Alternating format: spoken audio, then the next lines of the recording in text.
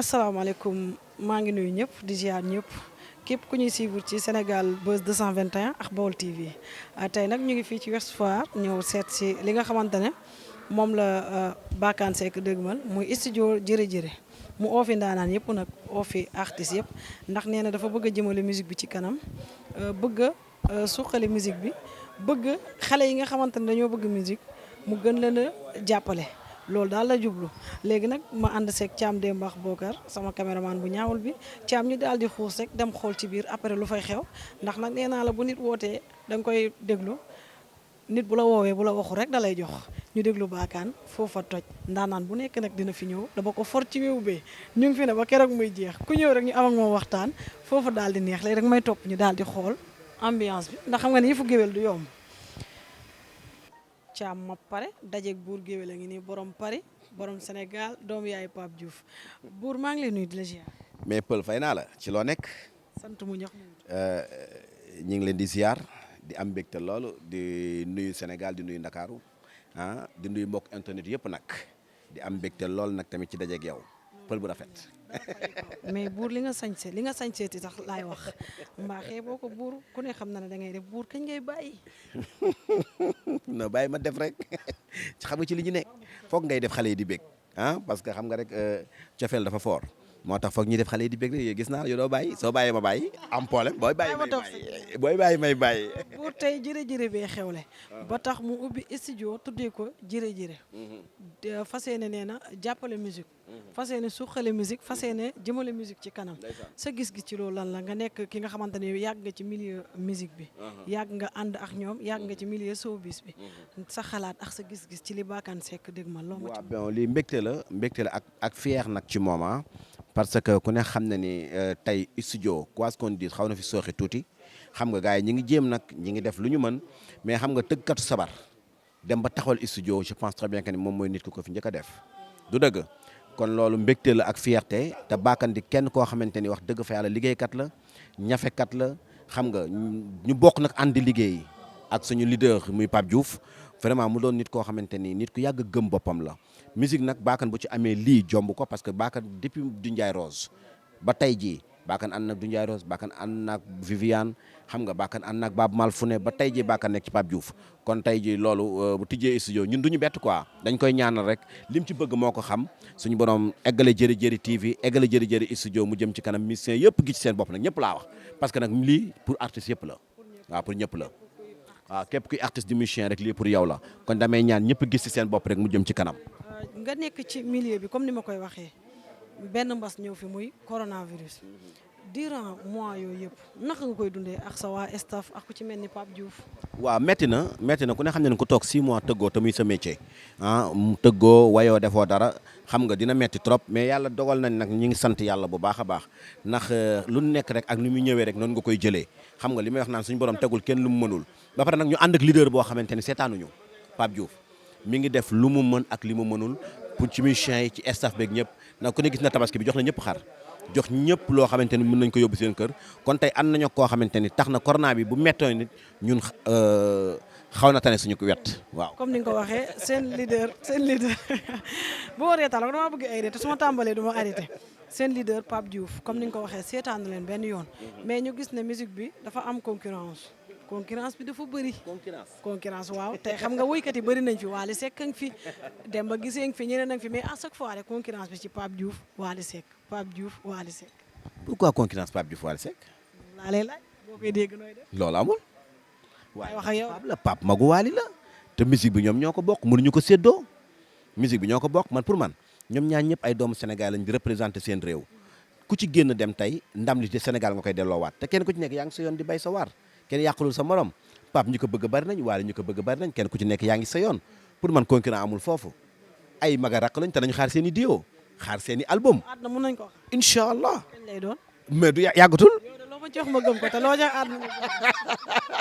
non yàggatul du yow Wally Seck Pape Diouf non loolu njar ndeem gisoo fi duo Youssou Ndour ak Omar Pène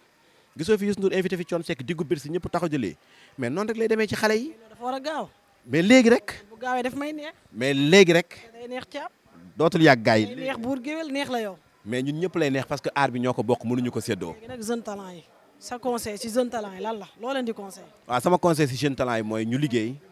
liggéey te it ñu wàññi buzz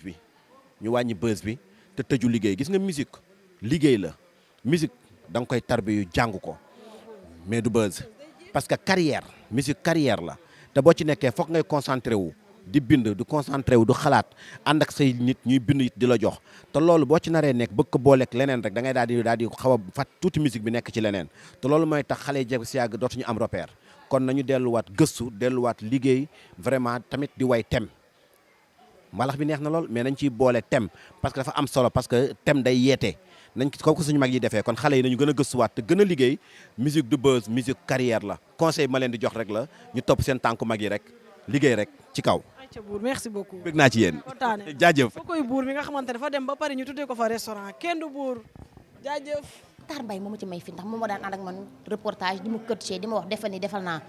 kon ñooñu tey bokkul dama koy wax chaque jour man demoon ba nekk TV5 waa BMTV soxlawaat ma damay wàcc ñu dem liggéeyal leen ñoom nan la demee. kookoo gore xanaa yaa gore kon macha allah ma lay ñaanal jàmm rek mais balaay loolu fecc bi lan lañ ci mën a xaar ci ay tournée ak say projet Jamy Gueye lan la. bon fecc bi li ci gars yi mën a xaar ci man bon maa ngi ci ay projet jaruma ci sori mais nag gars yi nañu ñaanal yàlla ñu gaaw jógee ci mbas mi rek après incha allah nañ gis Jamy Gueye ci leneen. amoo benn artiste boo xam ne rek xaaj ak seen la ku la woo nga wuyu. man ñëpp laay liggéeyal ndax artiste Sénégal ñëpp a ma bëgg fii Sénégal waykat yi ñoom ñëpp a ma bëgg franchement ku ma ci dem ca seen da ngay mel ne waaw macha allah waaw nañu xaar bientôt man ak yéen xeex bi dul jeex lay doon. merci. merci à vous aussi. jël seen nuyoo di ko teg ci sa loxo am mbégte également di ko def te mbégte moom li ko yokk mooy suñuy diggante jàllee parce que sama doom la lii indi mbégte mi wala boog li ko yokk mooy olof yi dañ ne su ne diw baax na ñu ne mbaa mbokk yaa ko wax naka la ñuy xamee ne nit baax na wala boog ay mbokk naka la ñuy waxee ni diw baax na mooy su xewlee soo xewlee say xarit taxaw say mbokk taxaw ñi mënta ñëw sax wane ci façon bu bare nii bëggoon nañ fi teew gis ngeen par exemple image yi ñu doon xool léegi ngeen gis ci Baba Maal ngeen gis ci Pape Diouf gis ci ñeneen ak ñeneen ak ñoo nga xam ne xëy na ñi ngi ci yoon wi sax di ñëw te egseeguñu donc loolu dafay wane ni muy mbokk muy xarit ñoom ñëpp am nañu mbégte ci jaxasoo ak yow parce que yoon wi nga jaar la dëkk bi jaxasoo na soxla yi bari na xat-xat yi bari na de sorte que ñaari nit ak ñett bu ñu jógee ndax yow c'est parce que da nga leen ko jaral da nga leen ko jaral parce que da nga nekk ndaw loo nga xam ni da ngay servir d'exemple da nga nekk modèle parmi la jeunesse de notre pays du ñu la dégg ci lu dul noonu du ñu la gis ci lu dul noonu te leer na ma ni say mbokk du ñu la fekk ci lenn loo yaa ngi ciy yëngu ñu du ci am kersa donc loolu doy na satisfaction lii nga xam ne moom nga taxawal aussi ambition moo tax nga taxawal ko xëy na du alal ju bëri du leneen ak leneen mais nit dafay am ambition soo jógee ni fii laa jëm yàlla sutural la ba fi nga bëgg a dem nga egg fa bari na ci ñun ñoo nga xam ni ma ko sama benn xarit journal di tooñee ni ma ba ngay jëkk ñëw Ndakaaru mbuus nga yor xamoo kër gooy fanaan et c'est vrai nga départ ci zéro dara di jóg di daanu gëm sa bopp et c'est important gëm sa bopp doo dugg ci loo warul dugg mais lépp loo yaakaar ne soo ko defee mu amal la njariñ amal njariñ sa askan amal njariñ sa famille nga nekk ci loolu yàlla di la jàppale ba suñu yonni tey donc loolu dafa nekk exemple bon ku nekk mën na ko suivre dama dégg benn woyu Ismaïla Lo Bawol Bawol vous l'avez tous suivi jël butéel di jaay di for ay pot di jaay di for ay sagar di jaay ñu di la reetaan mais loolu daf lay jural loo nga xam ne ëllëg ku la romb daf lay ñee am na ñoo nga xam ne tey ay patron de presse lañu maa ngi déglu démb avec beaucoup de plaisir sur la RFM ñu invité Ndoye Bane muy wax un peu son passage ba mu dem armée génn armée nekk gardien fii ci benn affaire ñu di ko fay 45 000 ba benn jour am ko manqué ñun ko kaay def lii ci studio bi mu def ko petit à petit koy yëg ba egg fi nga egg tey donc kenn ku ngeen gis tey mu mel ni dafa am une réussite sociale su leen joxee parcours am ngeen xam ni parcours boobu kenn ku nekk war na ci mën a inspiré wu ba ëllëg ak si nga teggi li nga war a teggi président de la république jaare ko ci ministre de la culture ak ñëpp ñi nga xam ni dañu nekk ci secteur bi nga xam ci li nga yëngut parce que maa ngi koy waxee léegi sa frère Ablaye sport musique bu njëkk fo la woon mais léegi nekkatul fo mooy vecteur u développement mooy régulateur social damay wax ni bu ñu xëyoon ni musique amatul sport amatul LONASE amatul gouvernement yëpp daanu parce que ñoo ŋànk économie réew mi donc ñi nga xam ne dañu nekk ci musique di ci yëngatu art de manière générale presse bi nga xam ne ku exister yéen a tax bu presse amuloon kenn du xam kenn parce que tey ñi ngeen dégg ñu di leen coow ci dëkk bi yëpp activité bu ngeen dégg nit di ko def ci dëkk bi tey am na ñu ko daan def donc je salue mon frère Bouba qui vient d'arriver donc ça confirme li ma doon wax ni ñu bari ñi ngi ci yoon wi di ñëw donc lu fi nit di def tey nay musique nay bëre nay tëgg sabar nay leneen ak leneen am na ñu ko doon def démb ak bërki démb dàq leen ko fuuf te ñooña xamuñu leen la différence tey mooy am nañ une presse très performante boo nga xam ni lépp lu fi ni def ci lu baax ñu siiwal ko ba ñëpp joti ci donc la presse aussi dafa jouer un rôle important donc encore une fois Bakar am nañu une très grande satisfaction ni ma ko waxee lay rek li may wax mën naa ko wax ci turu toutes les autorités de ce pays là te ñëpp aussi danañu engagé wu jàppale la ba lii nga xam ne moom nga def incha allah rabbi lépp loo xam nga ci yaakaar yàlla defal la ko te gëm nañu loolu gëm nañ ko parce que ni ma ko waxee ci njàlbeen rek loo jàpp say mbokk jàpp ci say xarit jàpp ci mën nga am yaakaar ci ne loolu dana jëm kanam te it boo commencé dara tey suba nga gis yokkute ginnaaw suba nga gis ci yokkute mën nga gëm ni fa nga jëm na nga fa egg donc encore une fois ñu ngi lay remercier bu baax a baax waaye di remercier toute ta famille góor a jigéen mag ak ndaw di nuyu notre frère Bouba qui vient d'arriver et à travers lui mon frère ami Youssou parce que dafa bokk ci Ancofa ni ñi nga xam dañuy révolutionner ce pays là ndax avant l'avènement de Youssou Ndour am na peut-être bët bu ñu doon xoolee musicien avant l'avènement de Tyson am na bët bu ñu doon xoolee mbër avant l'avènement d'un Sadio Mané ou bien de El Hadj Diouf am na bët bu ñu doon xoolee football kat donc ñooñu dañu nekk ay modèles yoo nga xam ni réew mi dañu leen ameel njukkal donc encore une fois maa ngi dellu di leen gërëm pour ne pas trop tirer xam nga nag ñun benn volet bi booy wax da nga naan du ma ci sore waaw bu ñu nee du ma ci sore on parle pendant 1 heure de temps donc vraiment maa ngi yem foofu di leen dellu di leen gërëm bu baax a baax merci beaucoup. ñoo ngi sant yàlla di julli ci yonent bi di gën a sant yàlla di julli ci yonent bi sallallahu taala alayhi wa sallam di gërëm suñu ndey ak suñu baay ñu ngi gërëm alaaji Yemu Góor Seck ak Adja Juma Jabaay yal na leen yàlla xare ajana ak ñañ fa fekk wax ji nag Serigne Mbacke Ndiaye suma xarit suma frère wax na lépp macha allah xam naa ko bu baax li ma ci du ma ci sori damay ñaan rek ñun ñi fi teew ñëpp ak ñi ñëwul ñëpp yàlla nañ gudd fan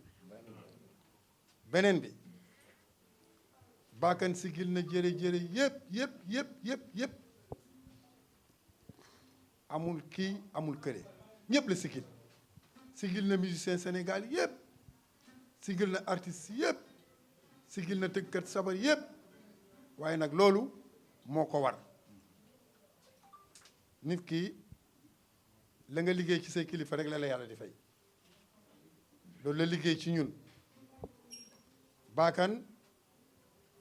ki mu njëkk a sigil man may taaw dama jëlale sama bopp Bada Seck sigil na Bada Seck sigil na Baba Maal sigil na Baba Maal sigil na Youssou Ndour sigil na Omar Pène sigil na Ismaïla Lo sigil na artiste yëpp ku ñëw ak ku ñëwul sigil na Thione Seck sigil na ñëpp ndax lii mu def ñëpp a ko rafetlu dama leen di wax nag ñaari mbir ci baakan am na sama ngërëmal papa am na sama ngërëmal yaay am na sama ngërëm man miy taaw am na ngërëmal famille bi sigil na suñu jabar yi sigil na suñu doom yi sigil na suñu rakk yi waaye sigil na magam ñëpp la sigil munu ma tudd Bada soo gisee ma tudd ko ni mu demee la ca Baaba Maal te gor rek ay gor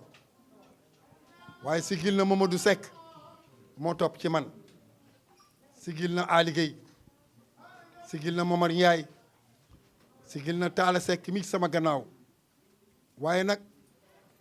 sigil na Njuug Seck mi taaw bu jigéen ak Nogoy ak Seena macha allah baakan yàlla nga gudd fan man ku ma xam ma ci Youssou te Youssou du ànd ak ku ñàkk fayda lu mu la wax dëgg la bëgg la it famille bi bëgg la ñëpp bëgg la baakan amul ku la bañ rek bañ na ku baax waaye ku la bëgg it bëgg na ku baax ndax boo yaroo am lu nekk kon maa ngi lay ñaanal man mii sa taawu yaay foo bëggee yal na fa yàlla yeggale di la gërëm di la ñaanal di gërëm Bouba Ndour suma frère la suma xarit la di ñaanal ñëpp bàyyiwuñu kenn di ñaanal presse bi di ñaanal borom réew mi yal na yéen bi gën a oyof ndax ci la bokk baakan yéen maa ngi leen di seedeel ne baakan lekkul bakken bëgg na ma respecté na ma lu muy def woo ma lu mu xam wax ma buy dugg avion balaay teg tànkam ci biir avion bi ne ma maa ngi aéroport bu yeggee balaay dem fenn ne ma yegg naa kon nag rakk ju mel noonu jar naa ñaanal gis nga fi mu ne nii kenn waxul kenn defal dara nit ki moom bu fekkee ne defaloo ko dara te yàlla nam koo defal yi daf koy defal waaye nag nañ joxante respect cër mooy nit cër boo joxee nit cër loo wuti am ko yéen presse bi nag yal na ngeen gudd fan di ñaanal Ablaye Dieye di ñaanal ñëpp famille bi bàyyiwuñu kenn di ñaanal koo xam ne nag am na lu mu def ci baakan lu bëree bëri il faut ñu wax ko muy Ousmane Ndaw lu jar a wax la ku la defal nga wax ko dañu waxante kuy suul jëf doo gor kon maa ngi ñaanal ñëpp yéen ñëpp maa ngi leen di ñaanal suma famille suñu jabar yi suñu doom yi suñu yaay yi suñu bàjjen yi benn fi may tëjee nag mooy jabaram Munaas Njaay góor su baaxee rek am na lu jabaram def ci moom Munaas Njaay Alaaji Duun Njaay Kumba Roos ñu ngi koy gërëm Munaas yaay gor yaa jàppale baakan yaa jàppale ñëpp si soo bonuloo mun ngaa joxe ñam ku ñëw nga yaatal ko Munaas Njaay zéro faute di ñaanal nag wax dëgg yàlla fàttewuñ ñu fi jaar ñëpp Pape Diouf nag seexu baakan la seexa ndooram la ndax nit mënul ne lu ma am yàlla ak diw la Pape Diouf gor la kon Pape ñu ngi koy ñaanal moom it yal na ko yàlla may fanu gudd baakan nee na ma ñëpp woo nañ ko di ñaanal ñëpp bàyyiwuñu kenn di ñaanal Mbaye Gueye Faye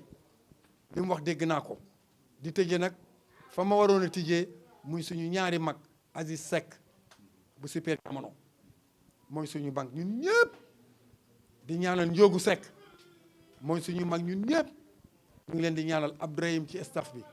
wartewuñu kenn ku fi ñëw tey yal na nga fi ñëw déwén yu bëri yal na leen yàlla may fanu gudd sëñ Mbacke Ndiaye yal na la yàlla may fanu gudd ak wér ku baax nga man xam naa la sa modeste sa bëgg nit oyof yaatu ñeme dëgg bëgg nit yal na la yàlla may jàmm jërëjëf Bakar. salaamaaleykum na ngeen def maa ngi leen di nuyu normalement bu doon keneen damay ñëw nuyu ko féliciter ko dem mais Bakar bu defee benn lu toll nii man dama ci am responsabilité parce que yàlla moom mooy boole ay nit et je pense que yàlla bi mu ñu boolee quand même mat na peut-être tey 20 ans te musuma fàttaliku benn yoon bu ñu waroo amul jamais Bakar waxuma man mais musique sénégalaise en général ñëpp ñoo ko amal njukkal kooku moom je le dis haut et fort parce que non seulement dafa am talent mais dafa am yéene ak générosité boo xam ne moom la ji ci artistes yu Sénégal yëpp xam nga dafa am benn vague artiste bu ñëw peut-être qu'il y a 10 ans de cela je suis bien placé pour le dire am na lu ñu ci def tuuti ci musique bi te ba tey jii nii su may dégg liy génn ci musique sénégalaise xam naa ni am na liggéey buñ ci def pour indi ci beneen touche te loolu Bakane daf ci am solo Bakane est un grand artiste avant tout c'est un grand percussionniste boo xam ni vraiment def na liggéey bu am solo ci musique sénégalaise. bon man sama diggante ak moom yàgg na damay toog ba si yàgg sax nit woo ma Europe la may woowee ne ma yow Bakane lan nga ko defal ma ne ko lan mu ne ma musuma gis nit boo xam ne ay seede yu rafet lay seede ci yow tout le temps. parce que su ko waxee ak su ko waxul yëpp xam naa ni dëgg la parce que moom xam na man xam naa ni musuñu waroo musuñu werante ñoom Babacar ak ñëpp booy yu bëri fi nekk ay artistes yëpp ci ay loxoom la ñu jaar. on a créé le Jolof Band en même temps man ak moom mooy créé Jolof Band c'est pas vraiment moi c'est Bakane qui a créé le Jolof Band parce que dama ko woo ba sama kër ma ne ko dama bëgg a defar benn orchestre ne ko yow laay jox responsabilité nga choisir musiciens yi moo choisir quasiment 90% des musiciens donc kooku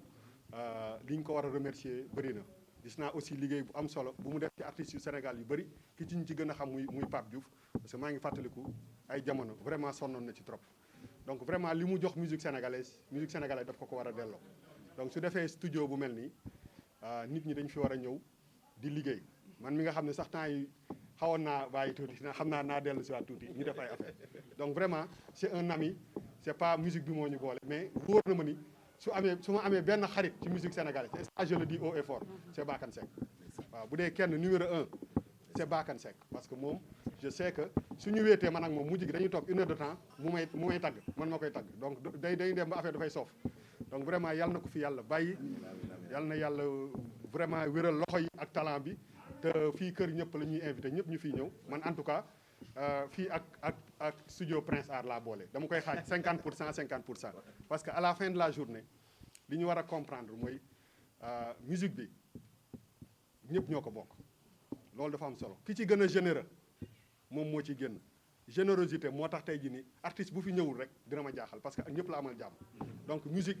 pour ñi nga xam ne ñooy doog a ñëw parce que on est un peu bien placé pour le dire ki ci gën a généreux ki ci gën a mën a partager moom moo ciy gën a dem ci kanam te loolu responsabilité bu rëy la ci am parce que moom nekk na benn colonne vertébrale par rapport ak artistes yu bëri yu nekk Sénégal xam naa li ma leen wax donc te xam naa ni liggéey bi mu ciy def mooy vraiment ñu rataxal diggante yi àddina amul solo parce que boo gisee ñu taxaw fii ñun ñëpp sol ay masque di wax moom mooy lay wan ni àddina am na leen lu ëpp importance donc yàlla na ko yàlla mottali moo koy gërëm au nom de la famille famille bi yëpp mais xam naa ne ci famille bi man la ci jiital donc moo koy féliciter sama rakk ji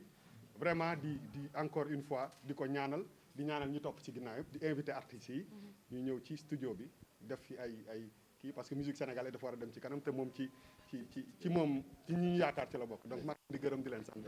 merci jërëjëf di nuyu sama grand yi ma fekk yëpp toute la famille ku lim juum am na ñoo xam ne Youssou Ndour la ñu tippoo ak yooyu waa côté bi donc dama leen bàyyi ak Youssou Ndour di nuyu monsieur le ministre di nuyu ñëpp vraiment je suis content mon frère je suis fier de toi et yal na yàlla yokk yëpp yal na la yàlla dooleel jërëjëf merci bismillah waaw sama gars yi asalaamaaleykum waa Sénégal asalaamaaleykum tey moom dama kontaan ba xaw ma lan laa war a wax maa ngi sant yàlla bu baax a baax a baax a baax a baax maa ngi sant yàlla bu baax a baax a baax a baax julli ci Seydina Mohamed sant samay waajur sant sama yaay ak sama papa bu baax sant samay mbokk sama famille jërë yëpp nag maa ngi leen di sant sama mag yëpp maa ngi leen di sant bugguma lim kenn di bàyyi kenn sama mag yëpp maa ngi leen di sant sama rakk yëpp maa ngi leen di sant sama doom yeeg sama jarbaat yëpp maa ngi leen di sant tey nag dama kontaan li tax ma kontaan mooy bi ma gestoo ku mel ni sama papa sama mag sama xarit muy Alaaji Vieux Seck dafa bàyyi yite yëpp jóge ba Kaolack te jóg yombatul mu bàyyi ay soxlaam yëpp ndax moom mooy sunu papa ndax moom su ma koy xool sama xel yëpp day dem ci nim ñu yaree parce que man fi ma dëkk ci Kaolack maanaam su doon taw maa ngi fàttaliku day taw seng yi di senn maa ngi koy fàttaliku loolu may caat mais maa ngi fàttaliku loolu sama yaay daw di ut paan pour taataanal sama papa donc moom à l'âge de 14 ans la wàccee sama papa ci dépense moom Vieux Seck ñun ñëpp moo ñu defar ñun ñëpp moo ñu yar par commencement ay ñoom Badak ñoom Coombaay ak ñoom Abdourahim Ngom ak ñeneen boobu ñun sax ñëwaguñu donc kon kooku dañ koy ñaanal fan wu gudd ak wér te mu fekkee suñu njëriñ sama papa wàcc na sama yaay wàcc na waaye nag defatuñu dara loo xam ne que maanaam moom su bégul rek ñun duñu bég beneen bi ci tegu mooy sama papa sëñ Mbacke Ndiaye donc depuis ma ñibbisi bi ma jógee Allemagne ba léegi heure bu ma ko woo daf may jël heure bu n'importe quelle heure tey dafa am leneen lu mu waroon a defi mais dane ma damay annuler loolu pour ñëw nekk ci sa wet ma gestu gis sama mag El Hadj Ndiaye Rose gestu gis sama mag Mor Kumba bu jabaay maam yuga sama frère bi nga xam ne ñoo bokk maag moom benn maam ñoom dañoo bokk maam donc tey dama kontaan ba lu ma wax rek dama koy xeeb gestu gis Talla Seck mi ma bokkal ndey ak baay mu tuddee ma doom ma tuddee ko doom gestu gis sama doom sama taaw Babacar Seck gestu gis sama jarbaat bi ma déggal lool muy Pagaay Mbay donc dama sant yàlla gestu gis Ablaye Seck muy Jéy Baba ak Omar Sow suma manager Sofia donc ak staff jërë-jërë yépp donc sama xel gën a dal ki may mujjee nag mooy Boubacar Ndour kooku sama xarit la yàlla moom mooy def loolu moom sama xarit la sama xarit boo xam ne que man xam naa moom xam na yàlla xam na donc am na leen loo xam ne du ma ko sax bëgg di wax mais moom xam na man xam naa yàlla xam na donc ci lu bari lu ñuy waxtaanee loo xam ne que ci suñu biir la yem donc sant yàlla mënul weesu lii ki may tëjee mooy Pape Cheikh Diouf bi ma taxawalee lii dane ma li may njëkk a def mooy pour ma solidarité génne naa suñu diggante xarit génne naa suñu diggante xarit ma ne ko loolu mooy lan mu ne ma studio bi dama koy louer pendant 1 mois 15 jours dama lay fay ba mu matta duma la deseel dërëm ma ne ko saay yow suñu diggante du loolu mu ne ma li nga def nii ku la dimbaliwut wax dëgg yàlla kenn duma ci jiitu donc mu ñëw anticiper donc teg ko fi mu ko war a teg donc kon moom Pape Cheikh Diouf di Pape Diouf donc dama koy sunu ànd donc dama ko wax sànq sama mag Mbacke Dioum wax na ko Mbacke Dioum ñëw na fi sànq à 97 laa koy tegal maquette Pape Diouf te bi ma ko koy tegal yàlla seede na ko ay malaakaang samay kaw mbagg Boubacar Ndour mi moo njëkk a apprécier Pape Diouf wallahi azim boobu xamaguñ ne Pape Diouf dina dem jóolooli ndax man dama gëm yàlla te lépp lu may wax rek lu nekk ci man la du ma wax mukk lu ma gëmul lu ma gëm rek laay wax moment bi Bouba di déglu Pape Diouf boobu Bouba xamul Pape Diouf xamul Bouba waaye ki njëkk a apprécier mooy Bouba ak Viviane Bouba yor watawat seen kër am jóoloole Prince Art tey lañ koy wax Bouba di xëj Bouba dama ne ko dama la bëgg a dénk Pape mu ne ma déet comme Ibou bëgg na ko def benn la ñun ñëpp a koy defandoor parce que ñoom xam nañ sama digganteeg jëmm ji ni ñu mel kii musique boolewuñu dafa am benn baat bu ma koy wax ma ne ko ñi nga doon àndal ñu jig la bu leen bàyyi mukk ku mel ni Mamane Thiam ku mel ni Assane Faye ku mel ni Modou Mbaye Tama donc ñooñu lu ñu lekk ci kii rek ay góor la ay dañ ko war a lekk parce que loolu dafa nekk lu yàgg kon jëmm ji sama diggante ak moom dañoo bokk ndey ak baay moo tax du ma ko jëy du ma jëy sama benn mag dafay wax loolu saa su ne Alaaji Ndiaye Rose danaan koy àndal te dëgguwul wax day dëggu maanaam xam nga wax buñ ko raayante parce que ku ne yaa ngi ci àdduna te yàlla di la dimbale yaa xam jaaykatu gerte nga yaa xam loo mënti def ci àdduna donc moom sama zimo la sama xarit la li Bouba di wax Bouba keroog dama ko seeti comme ni ma koy wax mu ne ma di nga tax dinaa delluwaat ci musique parce que loolu dañ ko séq xam nga ne Bouba ñun Sénégal fii Babacar xam na li may wax ñun dañu doon fay loo xam ne li ñuy fay suñu doon def Viviane daf ñuy fay lu ñuy fay nit ñi disque international pour jël temps pour bëgg a def lu baax donc kon ñun tolluwuñu fenn foo xam ne que dañuy wax ci nit naka su dut noonu wala wax lu ñu gëmul parce que liñ ma am tey jii maa ngi koy santé sumay waajur ndax lebu ma banque lebu ma Samba lebu ma Demba waaye léegi nag sama jabar dafa baax trop sama soxna dafa baax trop sama soxna su amee lu ko métti su ma amee man lu ma métti du nelaw dama doon jógee fii di jënd benn machine bu cher mu ne ma fooy jëlee lii ma ne ko su dee li ma sama yaay ñaanal dëgg la ak samay mag ak sama famille lii may song dinaa ko daan donc kon moom aussi tamit maa ngi koy ñaanal te xam ne que lii teeñ bi rek la donc dafa am lenn loo xam ne que moom moo ko fi liggéey li ma koy ñaanal mooy yàlla nañu yàlla lafal cat tegu mooy fii kër gii dama koy répété waat sànq maa ngi koy wax moom dugg seegul moom buuba def ne ma moom Pape Diouf dane ma génne naa su ma digg mooy du ma la deseel 1 franc dama bëgg wone ñëpp ne que kër gii kërug ñëpp la damay occuper studio bi damay fay normal comme ni su ma demoon feneen ni may fayee ci biir loolu jëy baabaa ngi nii taxaw ak ñoom Sofia dafa ñëw rek mu ne ma ana waa bureau bi gars yi ne ko ñu ngi nii mu ne maa leen suba ne seen clim yëpp maa koy jënd moom moo ko def te yàlla seede na ko boobu maanaam lu ci bari yem na alami ak Babacar donc kon loolu famille la donc maa ngi wax presse bi aussi aw ma seen fay su ma limee damay juum bugguma lim mais ci musique damay njëkkee ci mag ñi Alaaji Baaba Maal moom la ginnaaw yàlla julli ci Seydina Mohamed ak sumay waajur ndax soo amee fukki at ak juróom-ñett maanaam nit yóbbu la fu ne ci àdduna bi fukki at ak juróom-ñett laa am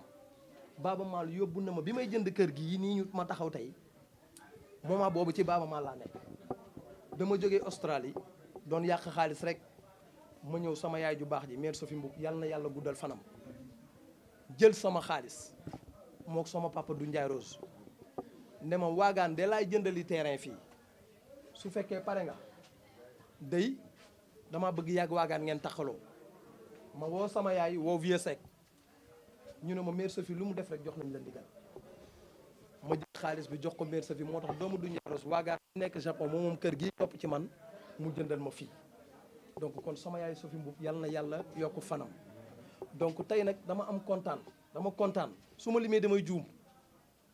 ci suba ba léegi sama rakk yëpp a ngi buuba sama rakk yëpp a ngi solidarité tey dama xëy Matar lu ne la fi lu ne la fi indi parce que Matar Pape Diouf boole wuñu Pape Diouf sama xarit la. maa ngi nuyu ñi fi teew ñëpp ginnaaw bi ma sante yàlla julli ci yonent bi sallallahu alayhi wa sallam di sant sunu ay waajur et am nag mbégte gu boo xamante ni am na commencement mais amul fin di wax aussi alhamdulillahi rabbil alamin ndax sama diggante ak Bakane histoire démb la dama jógee Lemzo Jamono 98 ci même année bi ñu xamante effectivement wax xamal na leen ni que sama soxla la njëkk a xam que man effectivement moom nag yàlla moo ñu boole donc ni ñu yàlla boolee baatin la yàlla dogal aussi sama carrière lu may def rek day jaar ci moom donc loolu yàlla moo koy def may nuyu taawu kër ndeyam muy grand vieux sec maa ngi koy ziar bu baax sunu xalifa la di nuyu aussi famille kër jabaram mais maa ngi koy njëkkee ci grand Mor Kouma Mbeng ak famem di nuyu aussi grand El Hadj Ndiaye sunu mag di nuyu aussi suma grand frère Boubacar Ndour nga xamante ni tey moo fi représenté famille suma mag Youssou di nuyu toute la presse sénégalaise et sama diggante ak Bakane nag histoire la comme ni ma ko waxee sànq yàlla mooy dogal lépp lu may entamé ci sama carrière ci Bakane lay njëkkee mais loolu yéene moo koy def parce que dañ naan yéene moo ëpp doole jëf Bakane ñi ngi njëkk a daje 98 ma xam ko découvrir ko mu doon def album di ko réaliser bëggoon ñu def benn featuring ci biir loolu ma fréquenté ko. nekk un serviteur yàgg a nekk koo xam ne aussi lu mu mës a am rek partagé na ko jox na ko ay nitam moom toog ci loolu la ñu àndee mais nag jabaram yàqu ci dara man dama doon ñëw awma dépense jabaram jox ma dépense munaas et que boobu xamante gu ma sax ak bébé mi dama doon ñëw ko ñoom bàkkan fekk fa grand mor Kumba bi nga xamante ni maa ngi bokk ak moom album bi war ci woy fàtte na album bi ñu war a def mais mi ngi xool man nan laa mën a amee producteur et que boobu man it maa ngi wut ay producteur mais moom it mi ngi wut ba yàlla dogal Jimmy andi studio bu bees tax comme ni mu ñëw jël ma yóbbu ma ko Jimmy ñu teg suñu projet album donc je pense que yooyu yëpp su ma ko naree wax sax damay monopoliser tey bés bi parce que xam naa ne sonn ngeen donc comme ni ma ko waxee sama 1000 émissions yi ma def donc moom effectivement sama seex la hormis liggéey bi nekk ci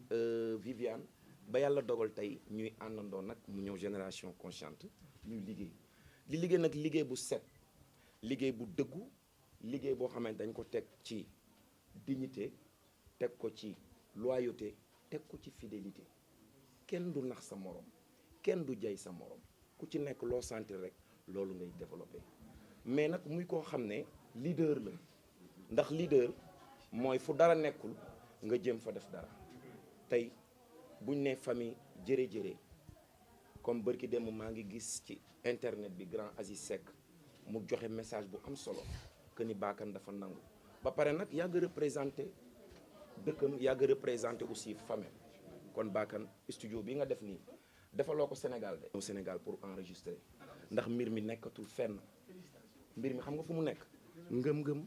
liggéey ak sellal ak dëggu rek foofu la mbir mi nekk kon yal na la yàlla fulal studio bi ba ay studio di ci topp yal na la yàlla fulal télé bi ba ay télé di ci topp baax nga gore nga am nga jom fonk nga say waaju te nangoo ngaa liggéey ndax lii tey ñun ñi nga xam te aussi nekk nañu ak yow di liggéey ak yow di ànd ak yow partout dans le monde ñun mën nañ ko seere groupe bi léeg-léeg day am lu lëj nga jóg sol sa dàll lijjanti ko ma sàmb du yëg ma demb du yëg yaa ngi wax sànq lu am solo que nit booy ànd ak moom da nga kontaan naa trop vraiment presse bi aussi mention spéciale grand Bouba taxawaay bi rafet na trop grand Mor taxawaay bi rafet na vieux sunu xalifa taxawaay bi rafet na asalaamaaleykum wa rahmatullah en 25 ans de musique kenn mënatuma ci nax métier mi ngi si sama biir ba tey nag damay jàng élève la du ma mës a nekk maître ndax yàlla moo ne wàcce leen seen bopp ma yëkkati leen mais defe naa ni son kenn mënatuma si nax ndax xaw naa tukki tuuti aussi et que je pense que ni tey li ñuy wuti sur le plan international am na fi léeg-léeg mën nga dem Europe sax bitim réew di enregistrer te li nekk fi nekkul foofu donc tur bi rek moo fi nekk donc maa ngi lancé un appel solennel sama mbokku artistes yi ku ci bëgg am son boo xam ne vraiment ku ko dégg ni waaw na nga ñëw affaire baa ngi fii te pour ñëpp la loolu moo waral nag ma ne ko jëre bàyyil man ma léemu ko ndax yow yàllaa ñu boole bàyyil ma dugg fii ci barki sëñ Fallou def ñaan woy suñ borom nag ñu tàllal ko suñu ay loxo xéwal yi saawaan baawaan bañ naan nag tey fi mu ne nii calendrier bi fii ak 6 mois bukki na te loolu la ñuy ñaan yàlla incha allah